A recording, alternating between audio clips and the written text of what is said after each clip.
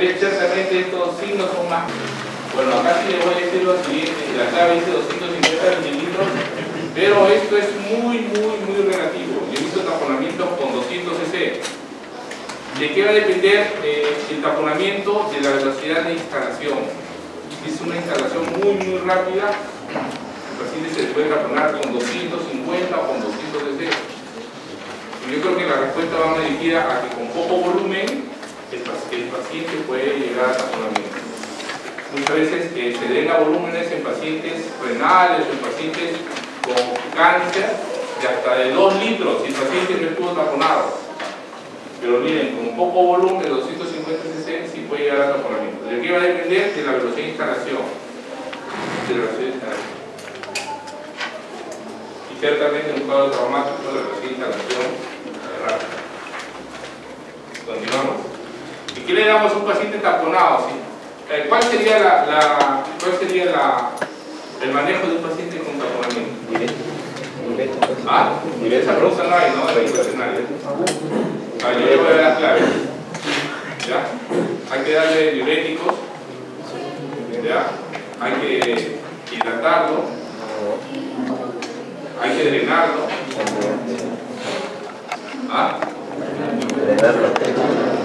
¿Cuál es la opción? Hay que hacer pericardio centrífugo. Pero si por ejemplo usted no tiene el catéter a la mano y ya lo mandaron a pedir, mientras se puede hacer algo, ¿qué le podemos dar? ¿Diuréticos? Claro, hay que hidratarlo, porque si lo damos diuréticos lo matamos al paciente, ¿no? Es una realidad. Algunas veces vemos que dan diuréticos a derrames pericárdicos. Eso está mal. El paciente hay que darle diuréticos, porque el paciente se tapona, hace hipotensión. ¿Por qué hace hipotensión? Porque el ventrículo derecho es el que está colapsando. El ventrículo derecho.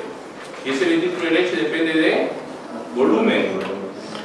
Si le quitamos volumen con diuréticos, por ejemplo, más rápido va a colapsar. El paciente va a hacer paro cardíaco.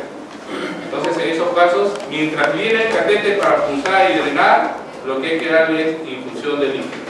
Lo hidratamos. ¿Están de acuerdo? ¿Sí? ¿Alguien tiene dudas? ¿Preguntas?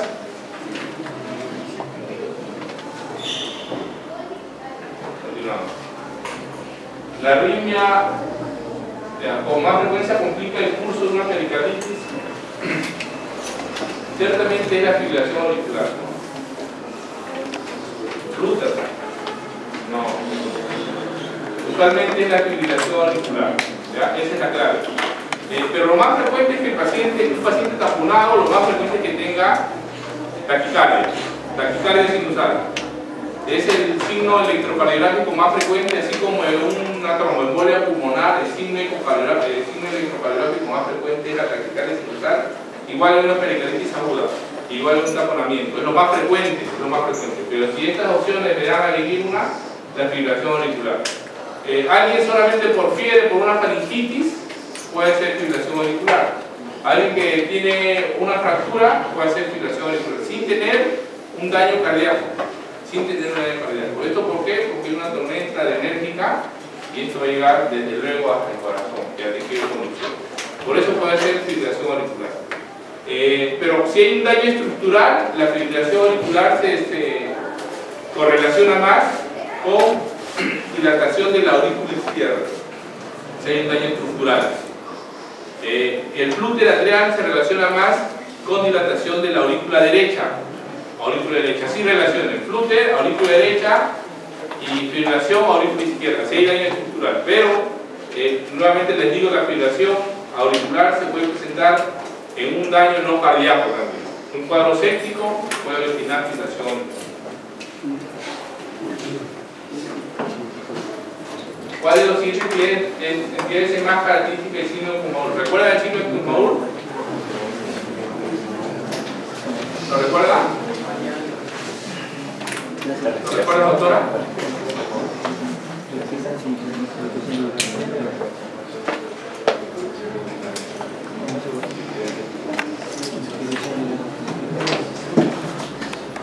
¿Ahí lo recuerda?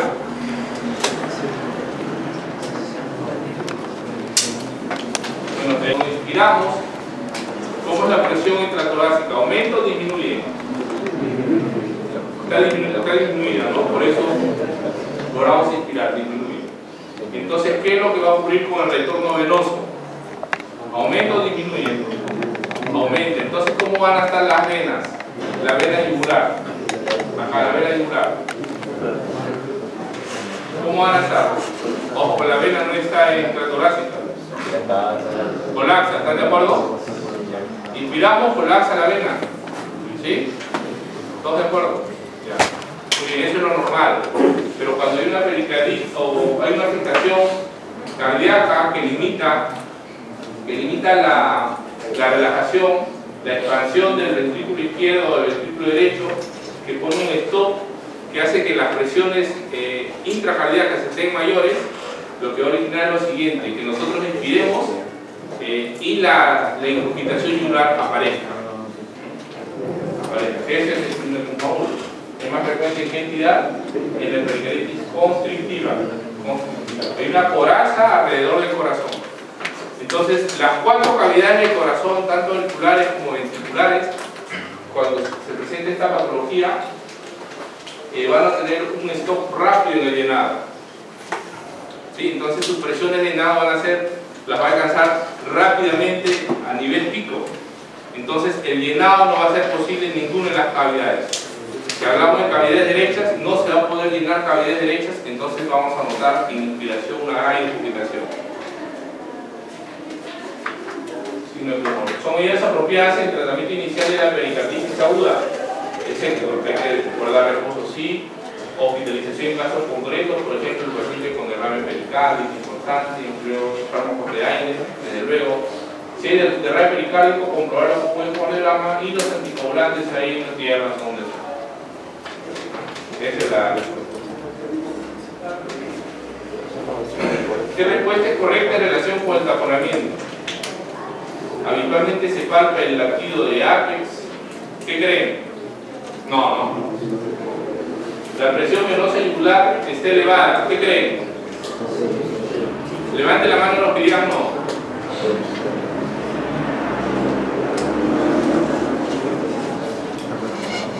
¿Qué dicen?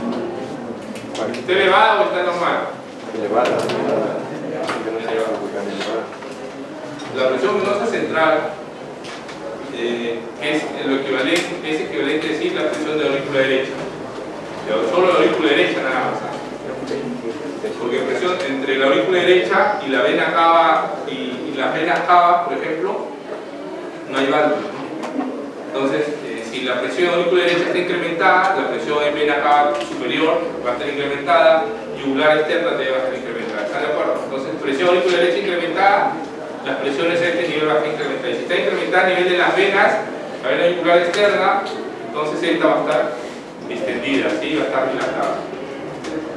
Entonces, toda aquella condición que haga que la presión de la aurícula derecha se incremente, cualquier condición, sea, por ejemplo, una condición de falla cardíaca izquierda, por ejemplo, una condición de tromboembolia pulmonar, por ejemplo, una condición de taponamiento cardíaco o derrame pericárdico, todas esas condiciones, o a nivel interno o a nivel externa, van a actuar sobre la aurícula derecha de tal manera que van a incrementar sus presiones.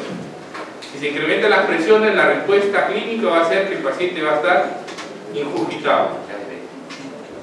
Por ejemplo, en el taponamiento, por eso es un componente teatral. Entonces, la presión venosa yugular va a estar elevada, desde luego que sí. ¿No?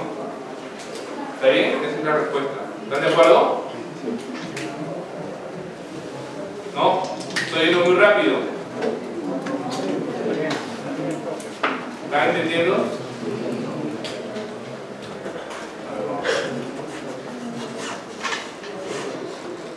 Esa es la respuesta. El retorno venoso al corazón derecho disminuye en inspiración. ¿Qué creen? Aumenta, normalmente aumenta. Claro, pero no va a aumentar como ocurre normalmente. La frecuencia cardíaca es normal, no está taquicárdico. Es frecuencia escuchar el tercer tono. ¿Qué dicen? ¿Cuándo escuchamos el tercer ruido cardíaco? ¿Cuándo? Falla cardíaca izquierda, ¿no? Falla cardíaca izquierda, tercer ruido galope. Ahí escuchamos, no es taponamiento.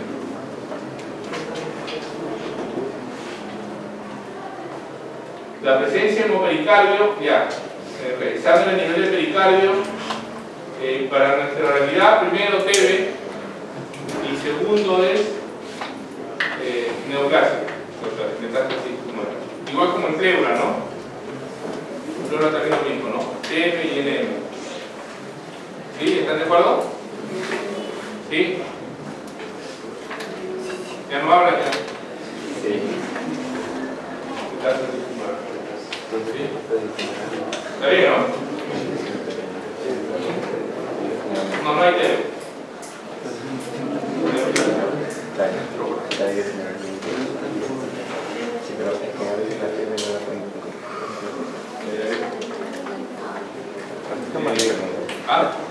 No hay TV, la respuesta no hay TV, entonces es meta. ¿Está bien? Metástasis tumoral, neoplasia. O sea, la primera opción siempre va a ser TV. Como no hay TV, metástasis. ¿Está bien? ¿Ah? ¿De dónde? Ah, metástasis tumoral, no, de cualquier lado. No, puede ser de mama, puede ser del pulmón, de donde te huele, etc. Algunas veces no se llega al diagnóstico del origen de la neoplasia. Muchas veces el paciente viene con taponamiento, los pericardios, se toman las muestras, se opera, pero no se llega a encontrar de dónde es el foco inicial. Muy bien, continuamos. 15. ¿Cuáles de las siguientes características corresponde a la pericarditis constrictiva?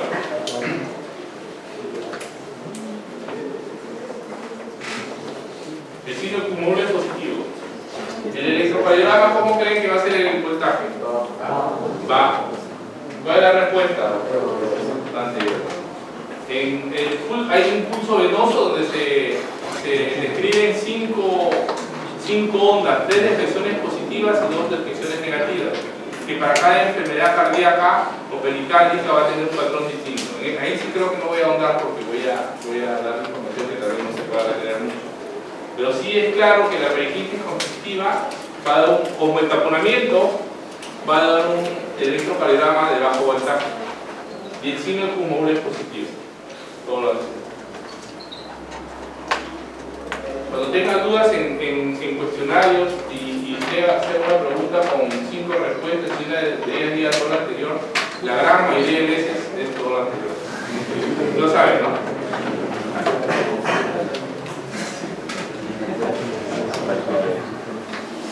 A ver. Paciente de 54 años de edad ingresa para el estudio de un derrame pericárdico crónico. Se realiza una pericardiocentesis obteniéndose un líquido de características hemáticas. Desde la causa más probable del derrame será Drexler. Síndrome de Drexler es un síndrome de derrame pericárdico posterior a un infarto. B, lupus, es inflamatorio también. C, infección por VIH. D, CA del pulmón. E, pericarditis pírica. ¿Cuál creen que sea? Cáncer, ¿no? ¿Está bien? ¿Alguna duda con esta respuesta? ¿No? Doctor, ¿podría ser TBC ahí también? ¿Podría ser? ¿Qué crees? Sí, ¿dónde está? Acá en realidad primero TV, ¿no? Empezamos TV y después ya en el... Muy bien.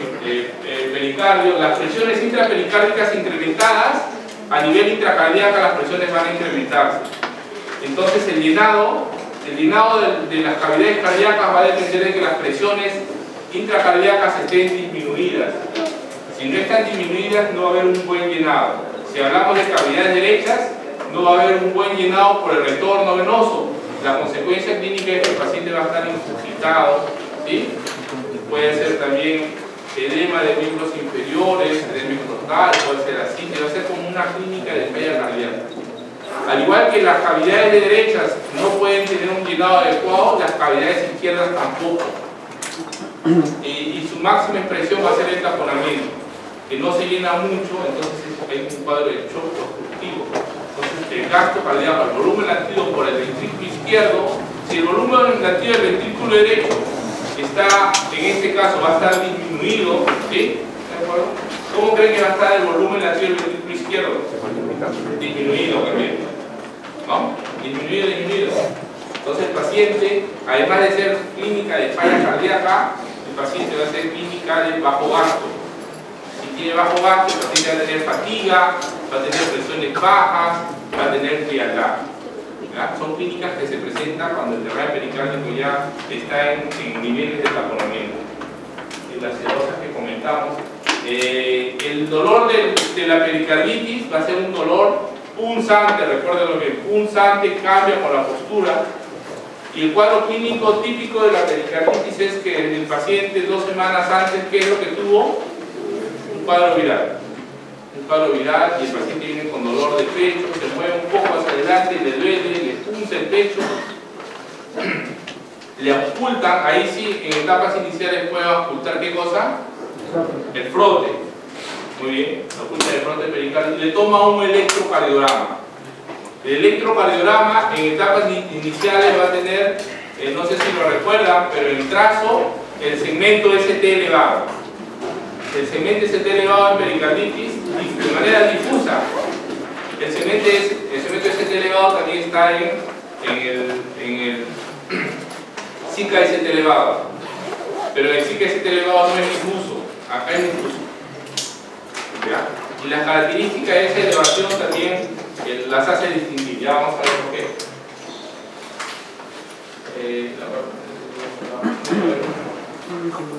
Esto, acá están las dos formas más frecuentes de elevación del ST. Miren, esta elevación del ST convexa y esta cóncava o un hueco. Esta de acá, que va a ríe, es más benigno pericarditis. Esta de acá, que está triste, no es benigna, desde luego que tiene sus riesgos, quieren recordarlo así, es de un SICA ST elevado. Entonces, esa es la diferencia. Las características del ST es cóncavo en una pericarditis y convexo en un ST elevado. Uno. Y la otra característica en el trazado es que la elevación del ST en pericarditis va a ser difusa.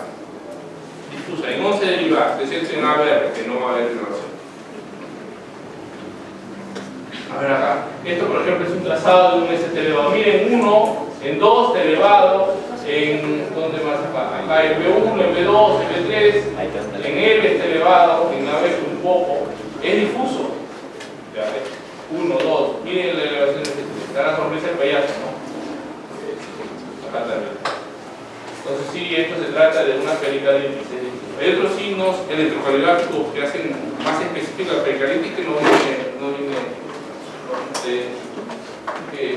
lo más importante es que recuerden ello, la elevación del ST cóncavo. En cuanto al taponamiento, que va a haber taponamiento, entonces acá el corazón rodea mucho líquido, viene la vena, va a estar dilatada, muy dilatada. La presión, ¿cómo va a estar? La presión va a estar disminuida, va a ser hipotenso el paciente, los pulmones van a estar disminuidos y lo que hay que hacer es hay que punzar. No hay otra cosa, si no el paciente se mueve. Hay que ser pericardio centético. Así de ver, no lo olviden. Ya, ¿llegamos acá? La dice que el paciente no está en todo el punto dorsal. Miren esto.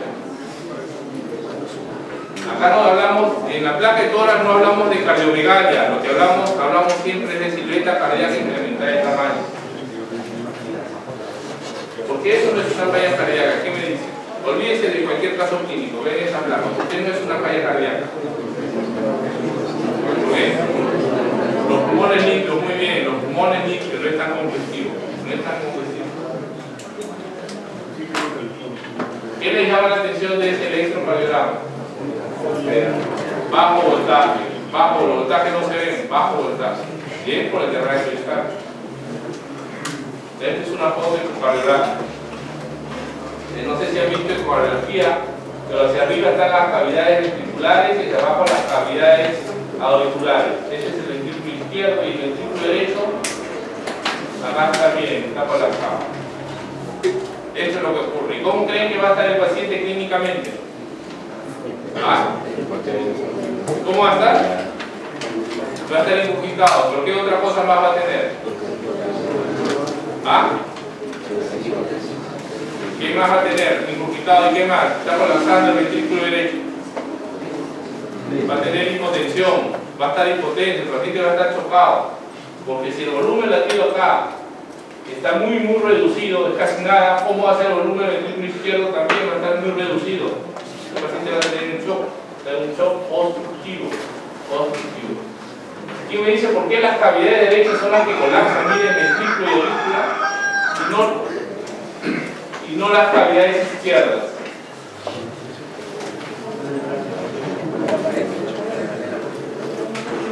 Miren acá, a ver, no me entendió la pregunta. Miren acá. Esta es una ecocardiografía. Cavidades derechas, cavidades izquierdas. Desde luego todo esto negro es derrame pericárdico, pero ya está en etapas de taponamiento, clínicamente el paciente. Por lo que vemos en la ecografía debe estar taponado. ¿Por qué son las cavidades derechas las que colapsan y no las izquierdas? ¿Quién me responde? Más resistencia muscular. Más resistencia muscular de la parte del ventrículo izquierdo y lado. Por el músculo no.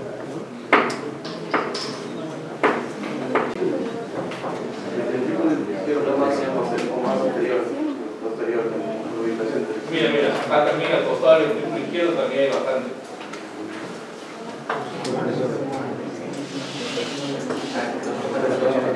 Por las presiones. Las cavidades izquierdas manejan mayores presiones.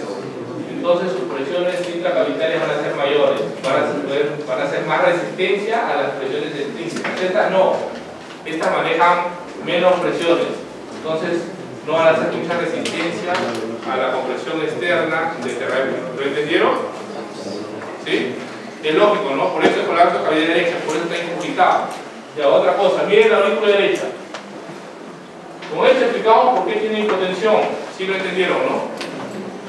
Miren la aurícula derecha. ¿Qué nos explica esto? ¿Quién me dice?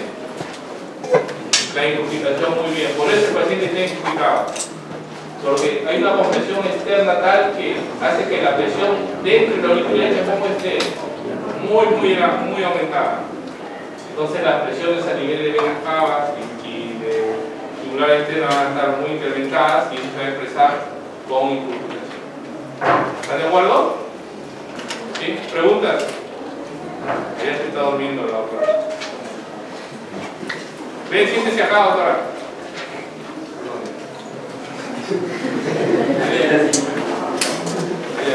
Ella, doctora.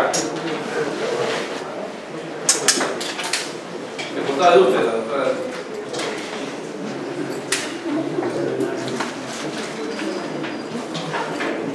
Sí, usted, doctora.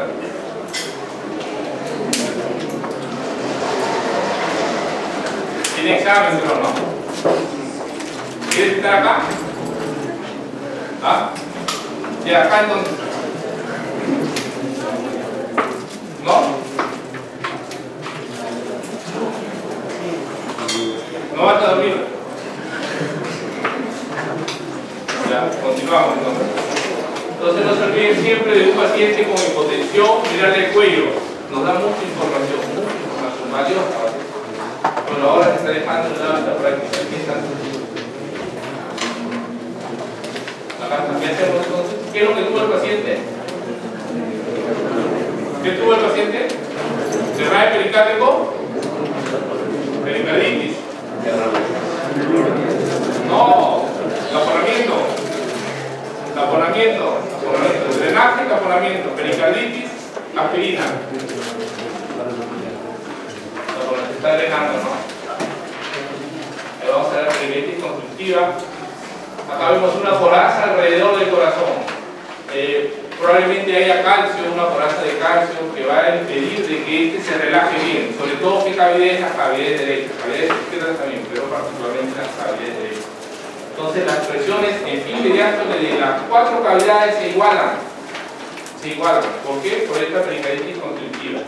Y la pericarditis constrictiva, ahora que va a afectar principalmente cavidades derechas, entonces el paciente clínica, ¿de qué creen que va a tener? ¿De qué? De falla derecha. ¿Y la clínica de falla derecha cuál es? Incurgitación, edemas menos inferiores, ascitis, edemas portal, etc. Entonces estos pacientes vienen con falla derecha. Un poco de disnea, pero más con falla derecha.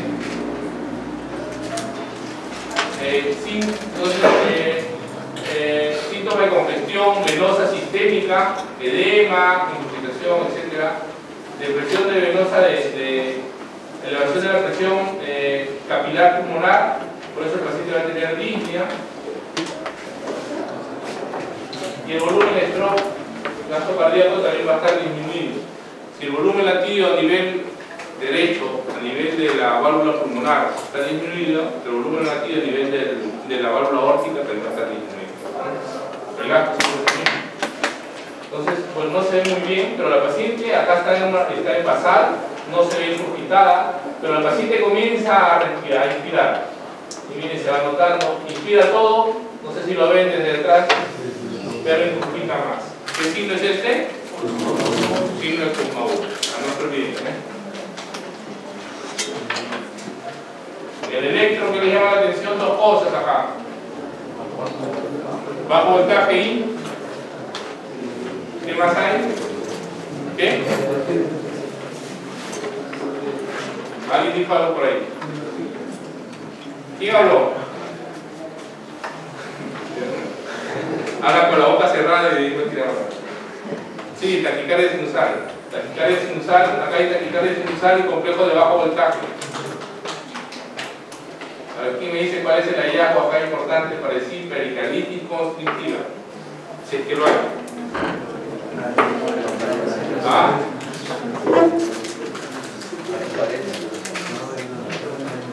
¿Qué hay acá? ¿Ven? ¿Qué apagar la luz se tienen? A ver, apaga, por favor. Contorno de la cinta cardíaca. Ya, ahora es diferente. Ya lo vieron, ¿no? Está clasificado el pericardio, sí. ¿Lo ven acá? A ver.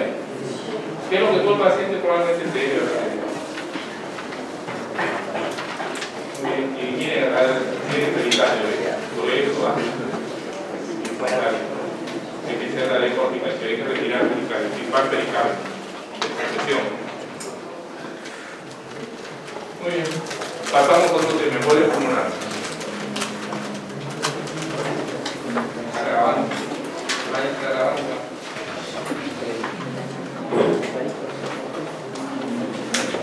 ¿Continuamos?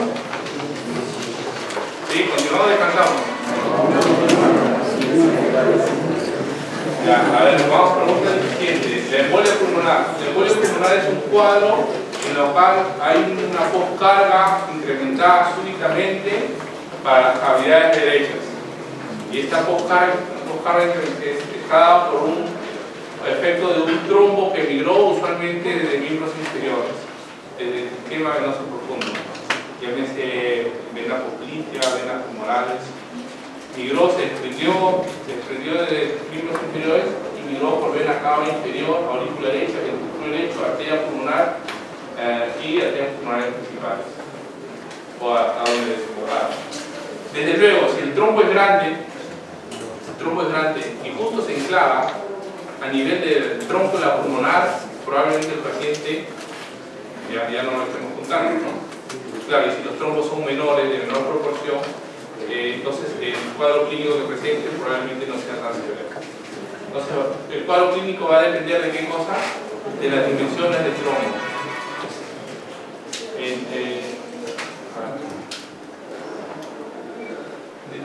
Por ende, las dimensiones del trombo no siempre van a ser las mismas. El cuadro clínico también va a ser muy variable. En embolia pulmonar, alguna vez el paciente puede presentar ese proceso de frente, el paciente hace paro cardíaco y fallece, si son trombos grandes, o el paciente solamente puede presentar un poco de mareos, un poco de disnea si son trombos pequeños. El cuadro clínico es muy variado, pero siempre hay que sospecharlo.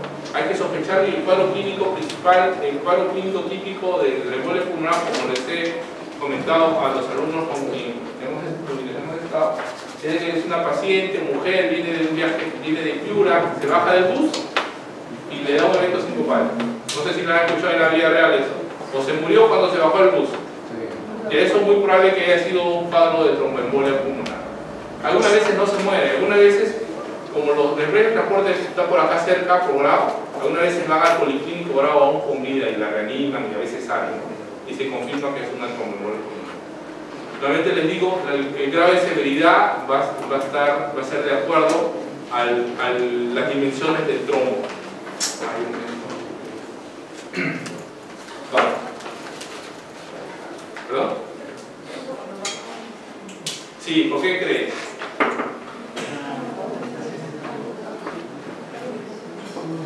Porque no estuvo en avión. Viene de Piura.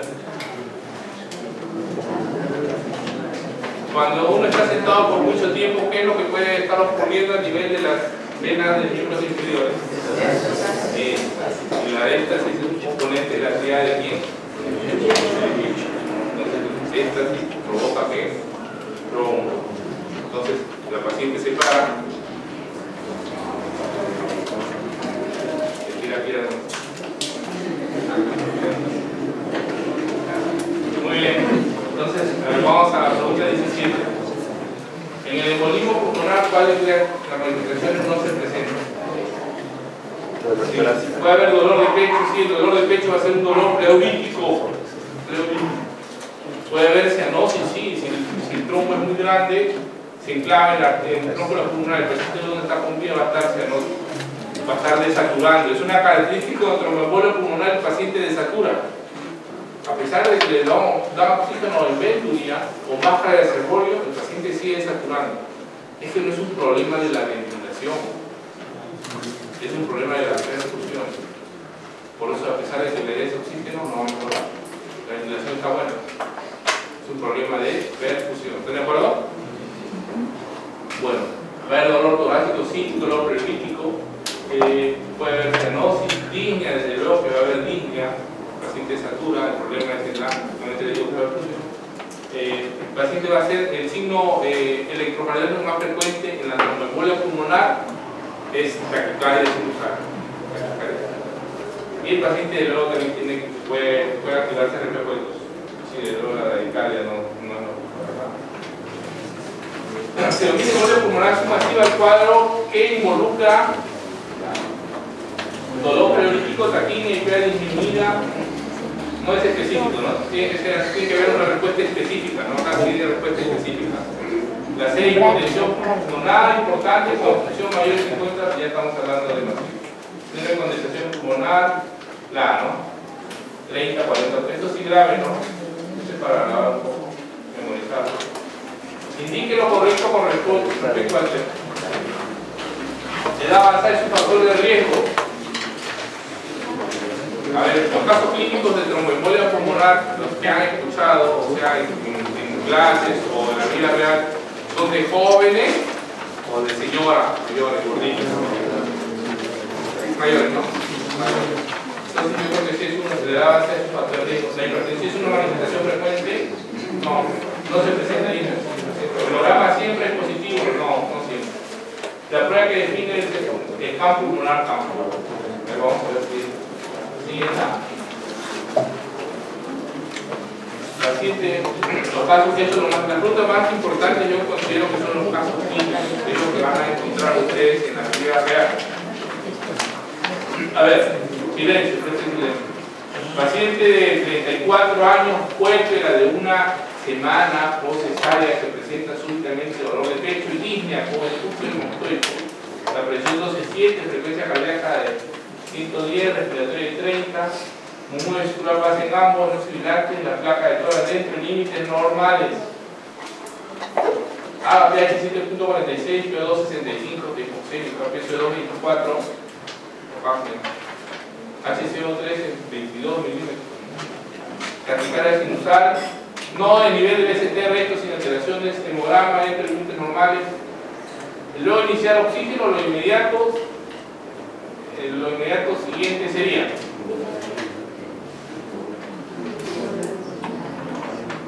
solicitar dímero de troponinas.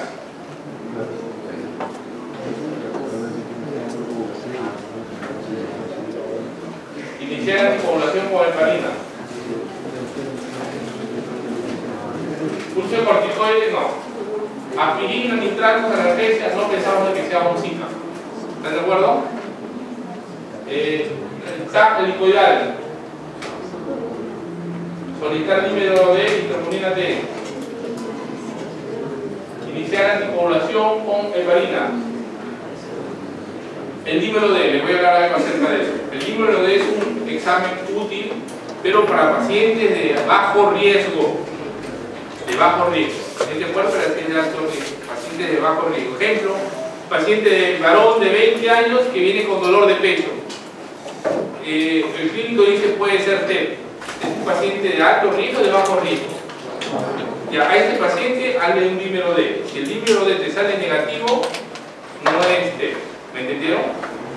Entonces tiene valor predictivo negativo alto. Valor predictivo negativo alto para pacientes de bajo riesgo. Si es una paciente de alto riesgo, no tiene mayor valor.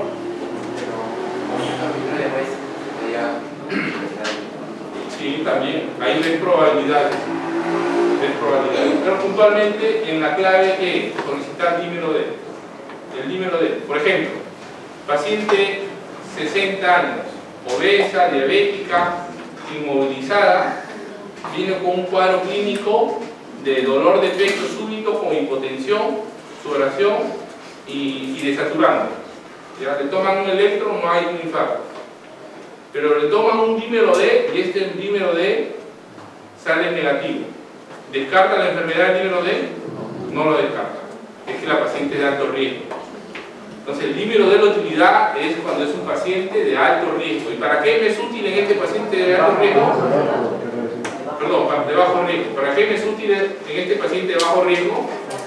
Para descartar, no para confirmar. Eso se dice que el examen entonces tiene un valor predictivo negativo alto.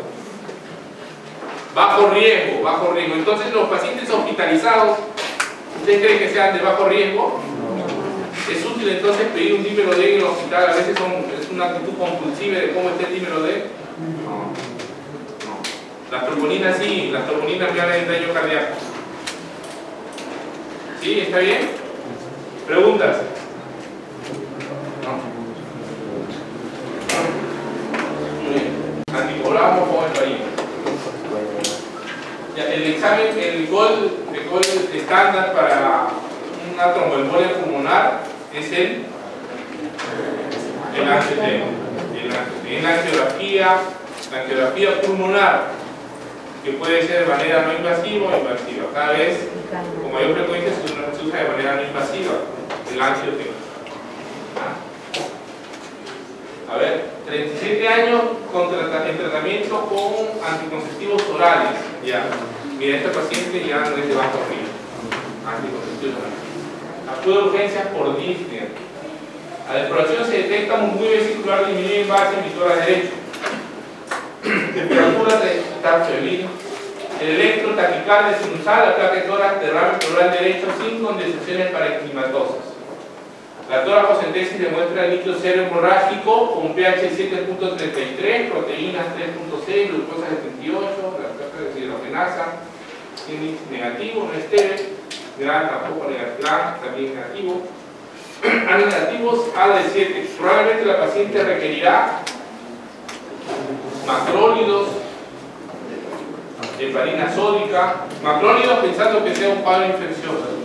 Lo que aleja el cuadro infeccioso de este caso clínico, ¿cuál es? Probablemente que en la placa no se haya encontrado condensaciones, ¿no? Inserción de tubo de tórax, la paciente no nos habla de que esté desaturando, ¿no? O de que sea un derrame severo. Isoniazida, rifampicina y piracinamida pensando que sea TB negativo, ¿no? Sí, negativo. Corticoides tampoco. Lo que nos queda es que la paciente ha podido tener un cuadro de tromboembolia pulmonar condicionado por la toma de dispositivos orales. Continuamos. Hombre de 29 años acude a emergencia por disnea de aparición brusca y dolor torácico vago. Había llegado de la UBI 2 semanas tras la cirugía y perforación de víscera abdominal secundaria de traumatismo. Tuvo una cirugía previa, entonces el paciente muy probable como esté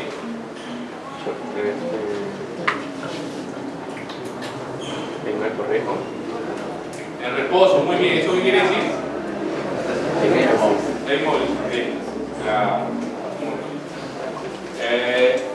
Los signos vitales, 12-6, pulso arterial de 100 latidos minutos, respiratoria 24, saturación 92, tendencia de saturar, la placa de tórax, el hemograma, electrolitos normales, ecodoppler y unos inferiores normales. Todas las siguientes afirmaciones sobre este caso son verdad. Texto que en la parte. La tromboembolia pulmonar es más común en hombres que en mujeres antes de los 50 años. B. Si el paciente tiene gamografía de ventilación perfusión de baja probabilidad, no se necesita más prueba de diagnóstico. La placa de tórax normal en el contexto de una disnea aguda e hipoxemia es sugerente de una tromboembolia pulmonar. ¿Qué dicen a esto? ¿Qué dicen a esta alternativa C? Si la gamografía de ventilación perfusión es de probabilidad intermedia, debe administrarse heparina intravenosa. Y la E, en la exploración física del broncoespasmo difuso no reduce la sospecha clínica de tromboembolia pulmonar. ¿Cuál es la clave? Si el paciente tiene una gamografía de ventilación perfusión de baja probabilidad, no se necesita más prueba diagnóstica. No. La gamografía de ventilación perfusión es como tener un líquido D. Y si el paciente tiene alto riesgo, yo no puedo descartar la enfermedad. No lo puedo descartar. Si es de alto riesgo, que se haga su angiotecnia. ¿Sí? ¿Entienden? Que se haga su angiotecnia. Es más, la ventilación perfusión ya cada vez se usa menos en los casos de tromboembolia pulmonar. Y el examen se tiene que realizar la pregunta, imagino que se van a hacer. El examen de apoyo diagnóstico para tromboembolia pulmonar, aparte de la angiotecnia que se está usando para confirmar. Por ejemplo, el caso clínico siguiente: paciente mujer de 60 años, casos reales, no del hospital. Paciente mujer de 60 años que viene de transferencia policlínico, chocada e intubada, está conectado a un ventilador mecánico. No hay un cuadro clínico aparente, ¿ya? No hay una causa clínica aparente de shock y de ese estrés respiratorio en conexión con el cerebro. Entonces, a esta paciente no se puede trasladar al tomógrafo y el clínico desea descartar tromboembolia pulmonar. ¿Qué examen le hacemos? No puede ir ni al tomógrafo, mucho menos a que se le haga un scan. Y eso es la vida real. Los pacientes que hacen un cuadro de tromboembolia masiva tienen colapso hemodinámico y están conectados a un ventilador. Y es muy probable que estén haciendo tipo perfusión tisular con lactato incrementado. No lo podemos trasladar, está en la UCI. ¿Qué hacemos? ¿Cómo vamos al diagnóstico entonces? ¿Qué le pedimos? ¿Un dímero D? No, eso es claro, ya el dímero D acá no sirve. Acá no sirve. Va a salir positivo, va a salir negativo, pero no tiene relevancia. ¿Qué le pedimos? El scan no podemos trasladarlo. ¿Qué le pedimos otra vez? ¿Qué dice? Eso es más real que las preguntas que están ahí, Eso es el día a día en el hospital. Radiografía de tórax, sí puede venir el radiólogo, le toma placa de tórax. ¿Va a servir para el diagnóstico? No sirve. Las guías actuales lo recomiendan. A ver, ¿qué examen creen que ustedes que ayude a definir el diagnóstico? Con eso la conducta terapéutica. A ver, Anabel.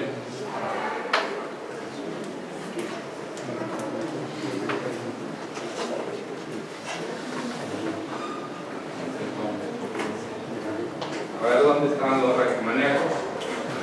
¿Ahí?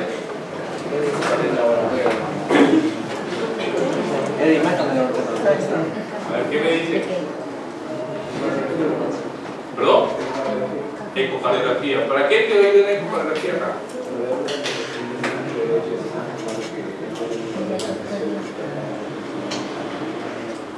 ¿Están de acuerdo con Naveda?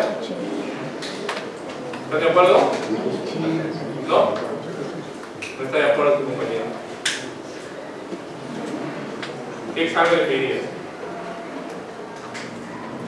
¿Alguien está de acuerdo con la veda? ¿Sí? ¿Tú estás de acuerdo? ¿Cuál es tu nombre, doctor? Fabio. Sí, yo también estoy de acuerdo. Lo que ocurre es lo siguiente. No vamos a poder comprobar la presencia del trombo, no. El paciente no se puede mover.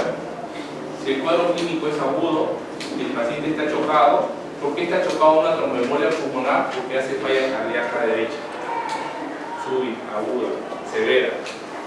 ¿Por qué? Porque el ventrículo derecho es una cavidad con competencia de manejar volúmenes, pero no presiones. Si le pones una sobrecarga de presión, poca sobrecarga de presión, 10 milímetros de mercurio y demás, esta cavidad, el ventrículo derecho va a colapsar y se va a dilatar. Y eso ocurre en la tromboembolia pulmonar. Fisiopatológicamente, la poscarga en el ventrículo derecho se incrementa súbitamente y de manera severa. Y el ventrículo derecho no tolera eso. Simplemente claudica. ¿Cómo claudica? Dilatándose. Entonces el ventrículo derecho luce dilatado. Luce dilatado. Con función del ventrículo derecho totalmente disminuida. Y esa es la causa por la cual, función disminuida del ventrículo derecho dilatado, desde luego el volumen latido del ventrículo derecho, ¿cómo va a estar? Disminuido, ¿no? Porque hay un stop también, si dice el tronco pulmonar, ahí mismo hay un stop, ¿no? Es parte de la circulación general. Entonces el volumen latido de la cavidad izquierda se va a estar disminuido y el paciente va a estar chocado. Muy bien. ¿Qué tipo de shock es eso? ¿Qué tipo de shock? La tromboembolia pulmonar. ¿Qué tipo de shock? ¿Qué tipo? Obstructivo. Los dos tipos de shock obstructivos, los clásicos, son el taponamiento y la tromboembolia. Es un shock obstructivo. ¿Y el paciente cómo va a estar? ¿Va a estar frío o caliente? ¿Ah? Va a estar frío. El paciente va a estar frío. Le toca la mano, va a estar frío. Lo van a examinar y está frío. El paciente está sudando frío. ¿Y el paciente qué me dicen? A ver, piénsenlo, ¿ah? ¿Va a estar incurgitado o no? ¿Quién dice que no? ¿Por qué no va a estar incurgitado? ¿Ah? ¿Ah, sí? Ya, sí. Ya, a ver. ¿Alguien dice que no? A ver, alguien que esté durmiendo.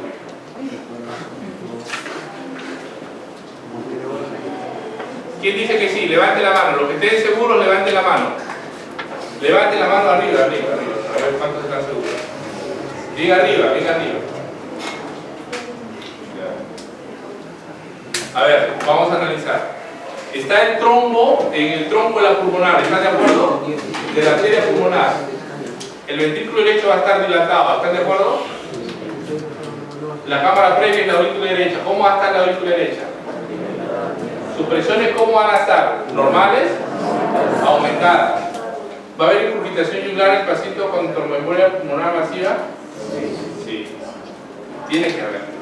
Igual como en un taponamiento, cuando piensas que el taponamiento tiene que haber esto, igual en la tromboembolia también tiene que estar incurgitado el paciente. Va a estar frío también. Pero ¿cómo yo lo voy a diferenciar clínicamente? ¿Alguien me puede decir?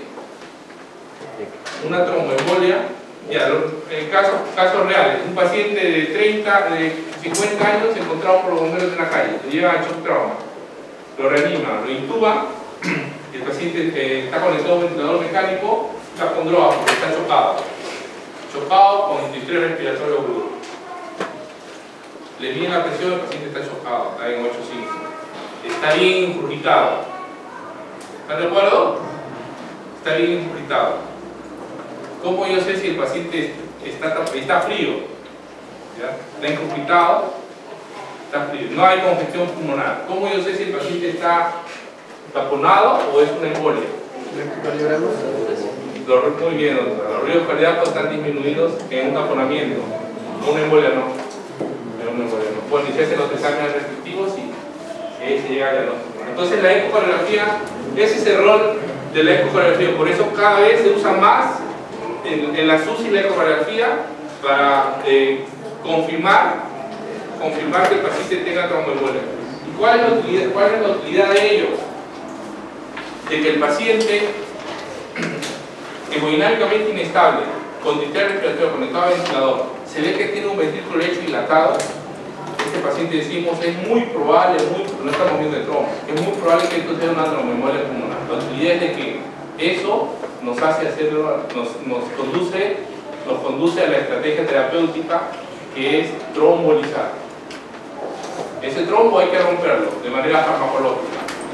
Si no se hace eso, el paciente se muere, se va a morir. Y eso vemos en el día a día también. Vemos cómo el lactato aumenta, la creatinina aumenta, el paciente deja de orinar, la adrenalina en el techo, dopamina en el techo, se muere el paciente. Entonces, ¿por qué es importante un paciente hemodinámicamente inestable plantear la tromboembolia con la ecocardiografía? Porque con eso nos va a dar pie a su conducta terapéutica. ¿Cuál es? Trombolizar. Si no lo trombolizamos, se mueren. Así, se mueren. Y cuando se tromboliza y es exitoso, la recuperación es bastante rápida. Bastante rápida. Entonces el paciente en menos de un día ya está casi sin drogas y al segundo día ya se está estubando. O sea, de manera magnífica el paciente recupera cuando se tromboliza, de ser una tromboembolia pulmonar. Entonces, graben eso, la importancia de la ecocardiografía. ¿Para qué? Para la conducta terapéutica que va a ser trombolizar. En nuestra realidad, en el Perú, la otra conducta sería la trombectomía quirúrgica. Eso descártelo, eso no se hace. Eso no se hace, en ninguna parte del Perú. Ni en hospitales, ni en la parte privada. A menos que sea el hijo del presidente o el presidente mismo, probablemente no se hace. Por eso, acá es la conducta trombolizar. Tromboembolia pulmonar hemodinámicamente inestable, tromboembolia pulmonar hemodinámicamente inestable se tromboliza. La heparina no le va a hacer nada, se tiene que trombolizar. Aparte de la heparina, entonces trombolizar. ¿Se entendió? ¿Sí? Bien, mujeres de 70 años, hipertensa, insuficiencia crónica moderada, acude por línea súbita, signo de trombosis venosa en miembros inferiores derecho. Destaca hipoxemia, hipocamia, taquicardia sinusal, ¿qué más quieren que diga? Plaqueta, población normal, líbero de 9,81, eso no lo miren. En esta paciente la creatinina está elevada. ¿Cuál es la que le parece más adecuada en este paciente? Solicitar un tacto lipoidal torácico, iniciar con perfusión, iniciar anticoagulación con heparina de bajo peso, administrar 500 unidades de heparina y solicitar gamografía, ventilación, perfusión, solicitar ecocardiografía con dobles miembros inferiores, solicitar arteriografía pulmonar y administrar 5 unidades de heparina sódica. Administrar 5 unidades de heparina sódica y solicitar gamografía pulmonar, ventilación, perfusión. ¿Qué les parece esa respuesta?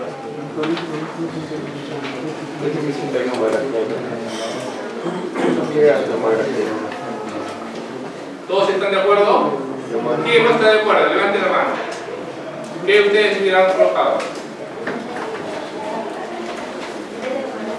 El gol estándar, que es la arteriografía pulmonar. Está bien. Yo también hubiera indicado eso en la paciente si es que tuviera una creatinina normal. Pero ¿en cuánto está la creatinina? El riñón lo echa. Ahora, ni siquiera el riñón lo echa. Por eso es la clave. ¿Está bien? ¿Están de acuerdo?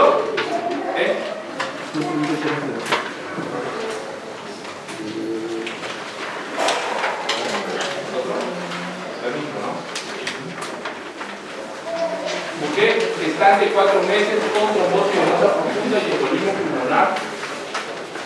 Indique el tratamiento adecuado de esta situación, colocar el filtro de vena cava.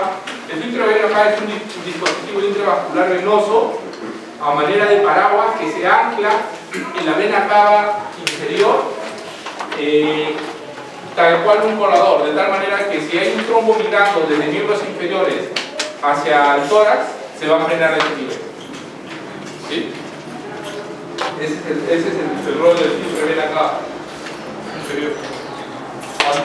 Esa es la alternativa A. La alternativa B, administrar anticoagulantes orales, está gestando, administrar warfarina. Heparina no fraccionada intravenosa durante 5 a 7 días y posteriormente heparina subcutánea hasta el momento del parto. Trombolíticos, como acá no hay razón de trombolítico, no está hemodinámicamente inestable. Heparina no fraccionada durante 5 a 7 días y posteriormente anticoagulantes del parto. La C, ¿no? ¿Están de acuerdo? Orales no, anticoagulantes orales, gestantes no. Intravena cava tampoco. Trombolismo. La indicación del intravena cava es cuando el paciente, a pesar de tener una articulación óptima, tiene recidivas de embolismo pulmonar.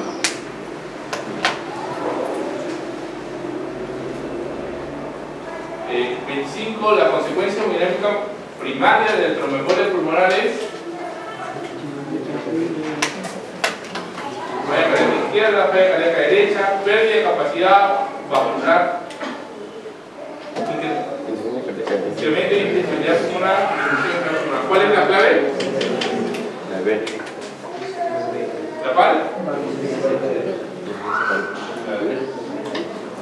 Sí, y acá es una de las respuestas erróneas también, como yo pienso como ustedes. La respuesta debe ser la B, falla cardíaca derecha, porque es una poscarga súbitamente incrementada, eso ya lo hemos dicho, ¿no? Por el trombo.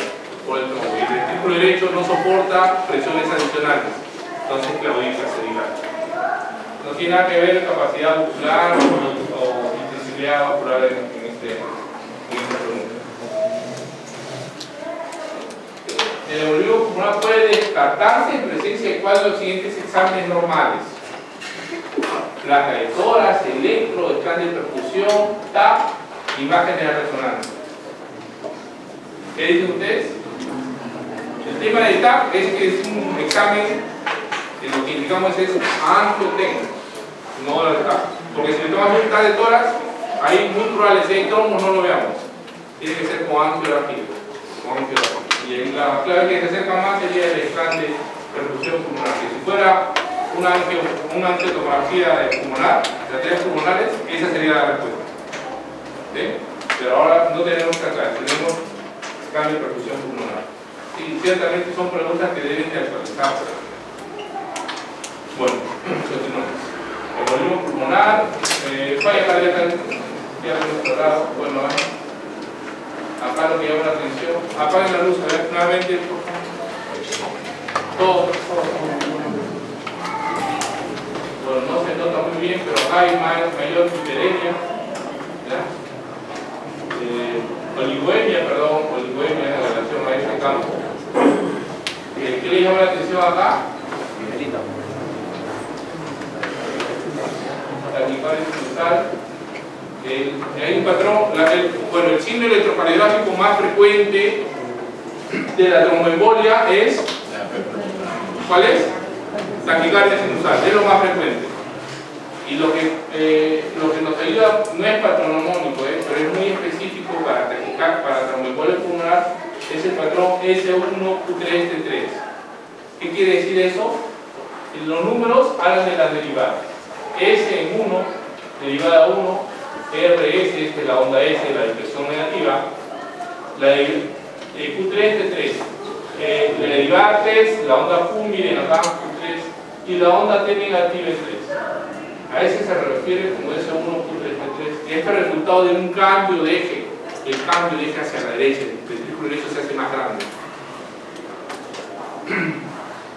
Entonces, acá, por ejemplo, si está presente, esta es la derivada 1, acá está la S, 3, acá hay una pequeña con T negativa, entonces decimos S1, Q3, esto sí es muy probable que se deba a una tromboembolia pulmonar. Pero esto lo analizamos siempre en el contexto del paciente, ¿Está bien? ¿Sí? El diagnóstico diferencial, ¿cuándo también se puede enfrentar un patrón de S1, Q3, T3? ¿Sabe alguien? En una hipertensión pulmonar severa, aguda, sí, también, crónica también. Pero en cuadros agudos, para hacer diagnóstico diferencial con una tromboembolia pulmonar aguda, hay otro cuadro clínico agudo en la cual el paciente también, a ver si me dicen. Si el paciente súbitamente hace disnea,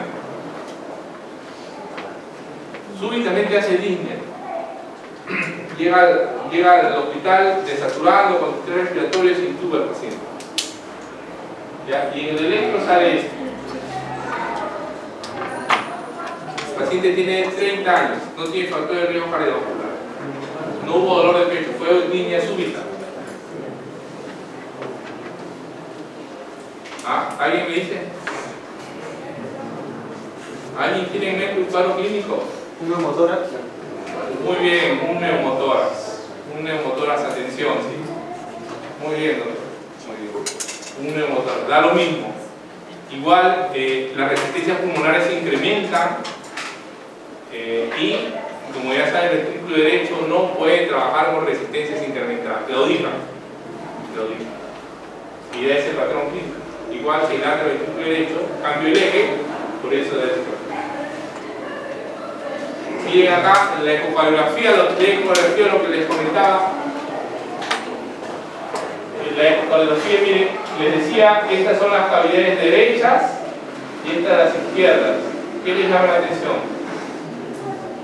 Hay crecimiento en cavidades derechas, ¿no? El ventrículo derecho, este está dilatado. Y miren cómo colapsa, cómo el septum se aplana hacia el ventrículo izquierdo. ¿Por qué? Porque a nivel del ventrículo derecho hay mucha presión por la poscarga incrementada. Cuando vemos eso en un cuadro clínico agudo, con colapso hemodinámico y distrés respiratorio, el paciente debe trombolizarse, no trombolizarse, por la sospecha clínica muy alta de una tromboembolia pulmonar. No estamos viendo el trombo, ahí no vemos el trombo. La ecocardiografía no es para ver el trombo. La ecografía en estos casos es para ver el ventrículo derecho. ¿Está bien? También se duerme, ¿no? La luz.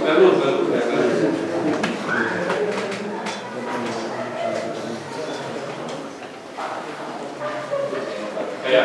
Y este es un antecedente, por ejemplo, donde acá lo que vemos, este es el trombo de la pulmonar, ciertamente dilatada, esta es la aorta, el trombo pulmonar de atrás, miren esta rama derecha, miren esta sustracción negativa. Este es el trombo. Así lo vemos en los trombos. Este es el trombo. Debe ser blanco, así como esto, pero no. Entonces, con esto confirmamos la presencia del trombo en una tromboembolia. ¿Sí? ¿Están de acuerdo? ¿Preguntas?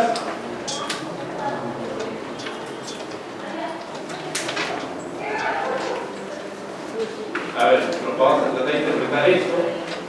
Antes los pacientes está cianótico, miren, distrés respiratorio puesto oxígeno, pero aún así no mejora. Y lo que ocurrió fue que migró un coágulo desde acá en los inferiores hacia la arteria pulmonar. Hay mucho dolor, es un dolor pleurítico, A ver, reproducción, y acá se le está dando qué cosa, trombolítico, porque está hemodinámicamente inestable y desde luego oxiomarina, ¿no? Está con oxígeno, está cianótico. El paciente taquimeico está desaturando, PO2 disminuido, el PCO2 también está variando,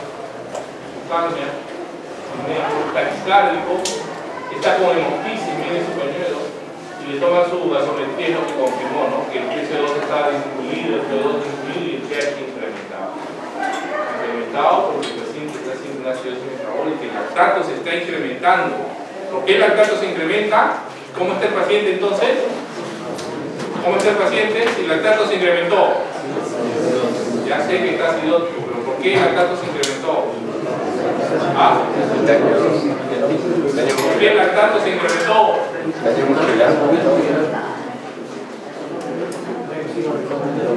¿Por qué se incrementó? ¿Por qué? No te escucho, doctor.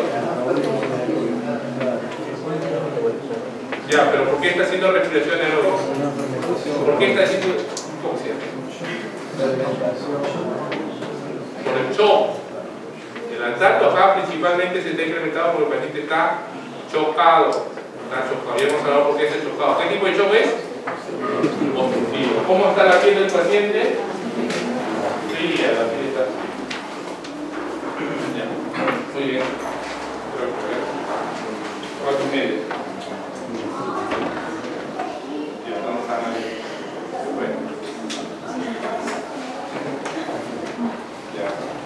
¿Quieren continuar? Sí. ¿Quieren descansar? Ya.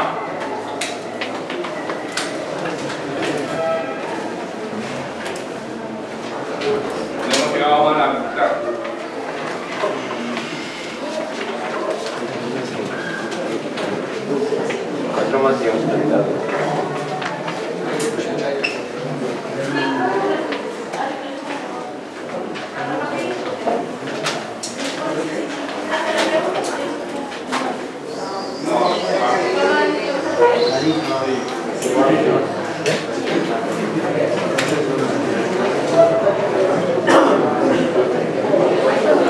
traumado.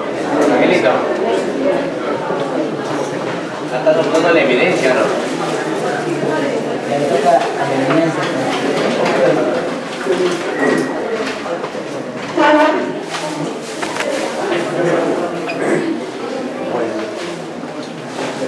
Ojo.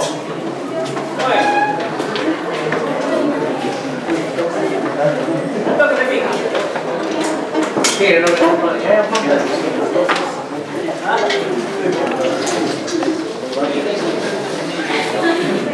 hace referencia a...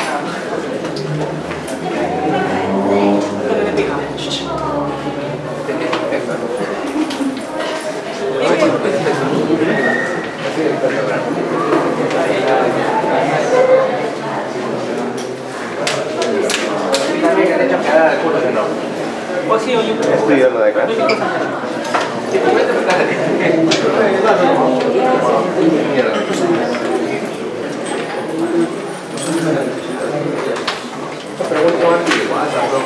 ¿Quién lo ve? No la pausa. No, la memoria es directa. También que también Pachami, no tiene.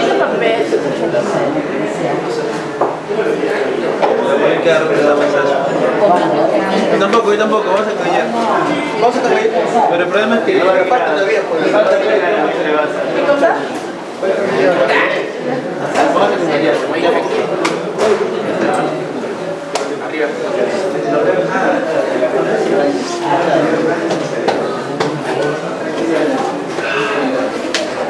Mira sin cola. Mira sin cola.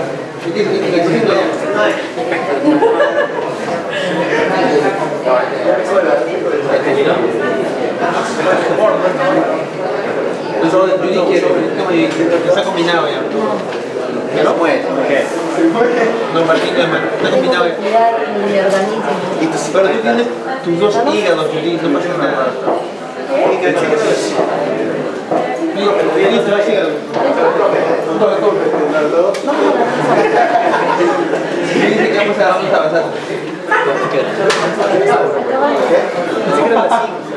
Payares. ¿Cómo te lo conseguías? Pensé que eras agua. Vamos a avanzar.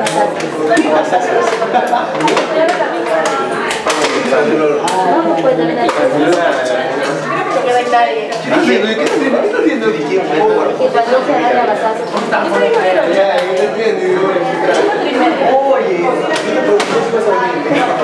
Payares. ¿Qué te quieren tanto?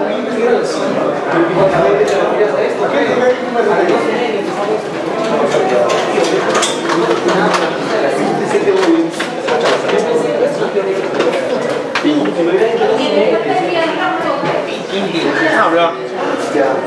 Miguelito.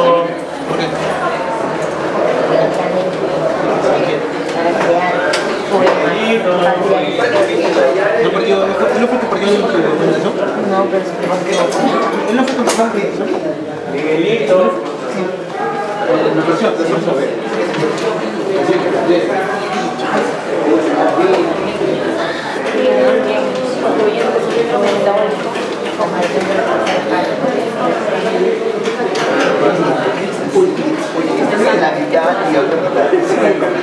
Así es mala suerte que se ha dado en el grupo aquí. Gracias.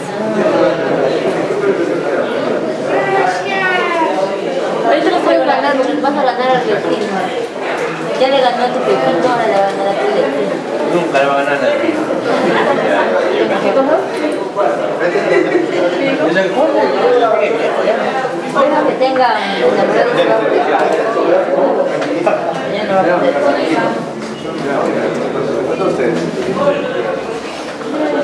Oye, es cierto. Temprano le puede ganar. Temprano le puede ganar. Crisis eléctrica. Pero cuando él sale, te gana en la salida nomás. En la salida no te gana en el brasero. Chicos, uno no porque no alcanza mucho. Payares. Bueno, Payares. La gente no tiene que saber. Mayores. Ahí particular. Mayores, ¿cómo es así? Muerto de hambre. No puedes. No tengo comida. Una golosa. Mayores.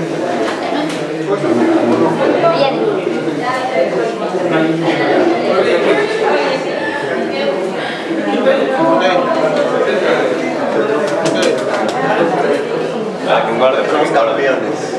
¿Dónde qué? Ah, verdad, no tengo que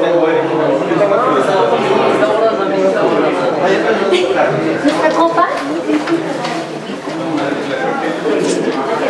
La copa que estamos esperando en la noche de gana, ¿no? La misma que tú no recibiste. ¿Qué es esto? La misma que esperabas. La misma que a ti no te la dieron. Ah, boli. La misma que a ti no te la dieron. La misma. ¿Cuál?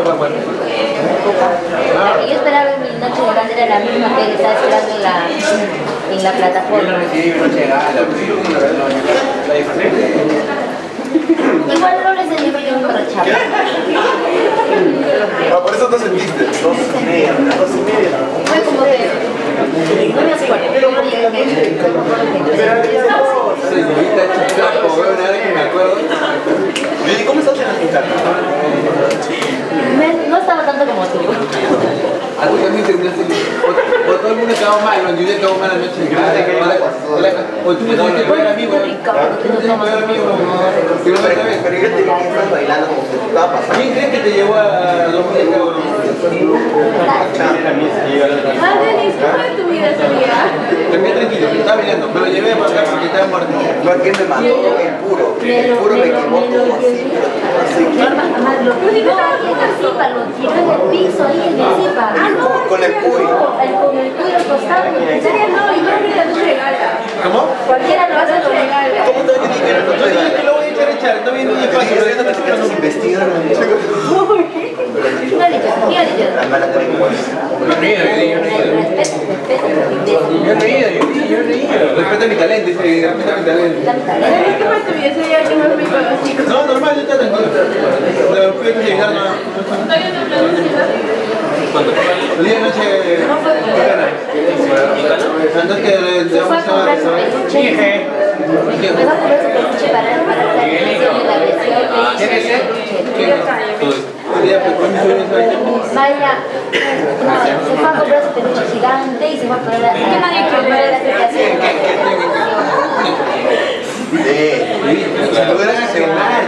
Y él estaba en el otro extremo. Merece que te queme, merece que te queme. Que lo mande por caro. Ese peluche era de él.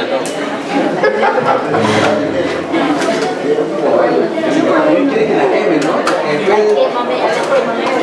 ¿A qué que te queme? Deni, ya casi se incendiamos. Venga, ¿por qué pones la poli ese? Nos dejaron durmiendo, se muere Pacharra. Ahorita les entendemos. Nos dejaron durmiendo, se muere Pacharra. Se muere Pacharra. Claro, pues. Nos dejaron durmiendo ahí. Sí, no sé qué habrán hecho después. Se quedaron a las 9 de la noche llegaron al show. En esa foto, Samuel estaba así con el terno para el flex. Estaba viendo el programa de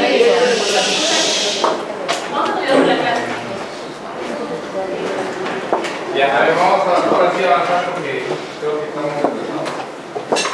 Pregunta 17, cardiología isquémica. ¿Cuál de los siguientes no es una complicación del infarto por un infarto? El infarto por un infarto, como ustedes saben, es una enfermedad aterosclerótica ya complicarse como un accidente en casa. La evolución de una enfermedad aterosclerótica es que a nivel de las arterias, tanto arterias coronarias, arterias cerebrales, arterias y miembros inferiores dentro del organismo, es un proceso aterosclerótico. La evolución de ellos llega a formar placas de colesterol. Estas placas de colesterol, pues la gran mayoría de veces no son obstructivas. Algunas veces son obstructivas, pero esto va a dar un cuadro de angina estable. ¿Cuándo es que recién el paciente ya tiene un infarto? Cuando estas placas se rompen. Estas placas se rompen y se forman un trombo alrededor. Ahí estamos hablando de un accidente de placa. Y dado que el evento es agudo, va a dar un síndrome coronario agudo. Este síndrome coronario agudo va a ser o o una angina inestable o un infarto agudo de miocardio. ¿Sí? Entonces, ese es el origen del infarto agudo de miocardio. La afectación del músculo cardíaco no es global, es segmentario, va a depender de la arteria afectada, y dado que es segmentario y depende de la arteria afectada, luego van a tener alteraciones distintas, patrones distintos de ubicación en el electrocardiograma, y de acuerdo a qué tan severa sea la obstrucción y qué arteria haya sido comprometida, el cuadro clínico también va a ser severo. Alguna vez el paciente usa con dolor de pecho, no hay mayor disnea, no hay compromiso hemodinámico, no hay congestión pulmonar, puede ser un infarto de cara inferior, pero una vez el infarto puede ser, por ejemplo, de la arteria descendente anterior, proximal, y ahí sí puede haber un cuadro clínico caracterizado por disnea, el paciente puede saturar, la resonancia anterior, existe intubación, el paciente puede chocar, hacer recién